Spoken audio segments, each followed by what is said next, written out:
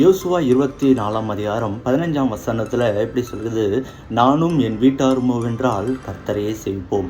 இதை யோசுவா சொல்லுவதற்கான ஒரு 2 காரணங்களை நான் உங்களுக்கு முன்பாக வைக்கலாம். அதே யோசுவா 24ஆம் அதிகாரம் 2ஆம் வசனத்திலிருந்து 13ஆம் வசனம் வரைக்கும் நீங்கள் வாசிச்சிங்கன்னா, தேவன் இஸ்ரவேல் ஜனங்களுக்கு செய்த எல்லா நன்மைகளையும் பற்றி அவர் தெளிவாக சொல்லியிருக்கிறார். இப்படி இவ்வளவு நன்மைகளை செய்த தேவனை விட்டு நீங்கள் தூரம் போகாதபடிக்கு இருக்கணும் அப்படிங்கிற ஒரு வாஞ்சையோடும் அவர் இந்த ஸ்டேட்மெண்ட்டை சொல்கிறார்.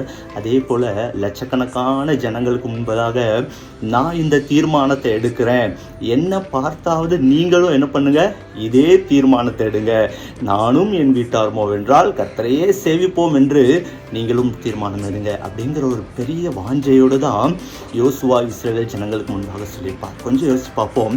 நாமும் நம்முடைய வீட்டாரும் அந்த தேவனிடத்துலேருந்து எவ்வளவோ நன்மைகளை பெற்றிருப்போம். அந்த தேவனை விட்டு பின்வாங்காதபடிக்கு, அந்த தேவனை விட்டு தூரம் போகாதபடிக்கு ஒரு தீர்மானத்தை எடுப்போம். என்ன? நானும் என் வீட்டாருமோவென்றால் இந்த கர்த்தரையே சேவிப்போம் என்கிற தீர்மானத்தை எடுங்க.